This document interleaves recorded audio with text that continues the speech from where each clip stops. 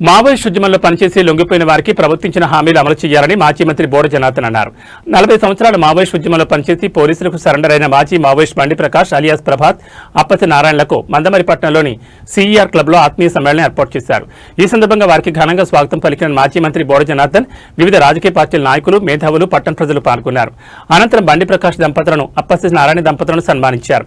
అనంతరం జనార్దన్ మాట్లాడుతూ 40 సంవత్సరాలు తాను నమ్మిన సిద్ధాంతం కోసం బండి ప్రకాష్ పనిచేశాడని, ఇప్పుడు ప్రజా జీవితంలో ప్రజా సమస్యలపై పోరాడాలని అన్నారు. మావోయిస్ట్ ఉద్యమంలో పనిచేసి లొంగిపోయిన వారికి ప్రభుత్వించిన హామీలు అమలు చేయాలని ఆయన డిమాండ్ చేశారు.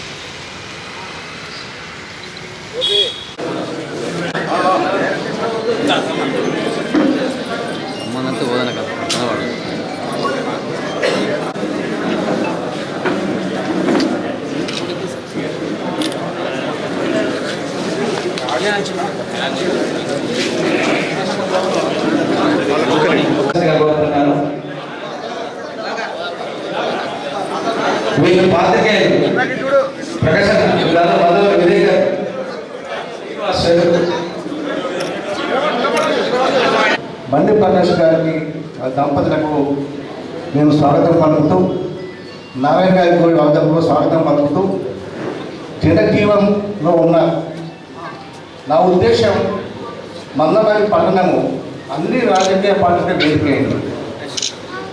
అనేక రాజకీయ పార్టీలు ఇక్కడ బీజేపీ ఉంది, సిపిఐ ఉంది, సిపిఎం ఉంది, అదేవిధంగా తెలుగుదేశం ఉంది, కాంగ్రెస్ ఉంది, సేమ్ మన బీఆర్ఎస్ పార్టీ కూడా ఉంది. వీళ్ళంతా కలయిక. ఇదంతా ఇన్ని కలయిక పార్టీ ఉన్నప్పటికీ కూడా అంత మంచి స్నేహితులు, కుటుంబ సభ్యులు. సిద్ధాంతాలు వేరు, అన్ని రాజకీయ సిద్ధాంతాలు వేరు. నేను ఇక్కడికి వచ్చే స్వాగతం పడుతున్నా అంటే ఎందుకు, తమ్ముడు ఒక పార్టీలో పనిచేసినప్పుడు ఆ సిద్ధాంతం కనబడి పనిచేశాడు.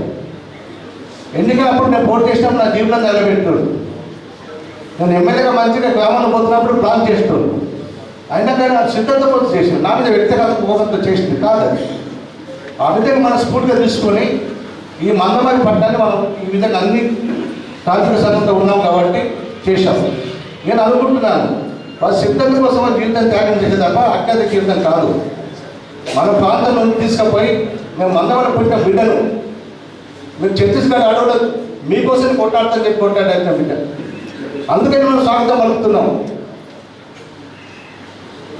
తిరుగుబాటు కోసం పోలీసు వాళ్ళు, ప్రభుత్వాలు తుపాకులు పట్టుకొని వస్తే మేము కూడా ఎందుకు కాల్పులు చేయాలనే ఉద్దేశంతో తుపాకు పెట్టిన వాళ్ళు, పోలీస్ స్టేషన్ మీద దాడులు చేసేసి తుపాకు తీసుకుపోయి ఉద్యమం చేసిన నాయకులు వాళ్ళు. అలాంటి పరిస్థితుల్లో ప్రభుత్వాలు మారిపోయినాయి. ఇలా జాతీయ పార్టీ కానీ, ప్రాంతీయ పార్టీ ప్రభుత్వాలు కానీ జనజీవనం మీరు వాడి మీకు కావాల్సిన వసతులు కల్పిస్తామని చెప్పి వాళ్ళు పిలుపునిస్తూ ఉన్నారు. పీపుల్ పార్టీలో కూడా ఆలోచన విధానం మారిపోయింది. ఇలాంటి కార్మికులలో ఉన్నాం మనం, ప్రజా జీవితం ఉన్నాం మనం, కాబట్టి మనం ఆలోచిద్దామని చెప్పి పోయింది.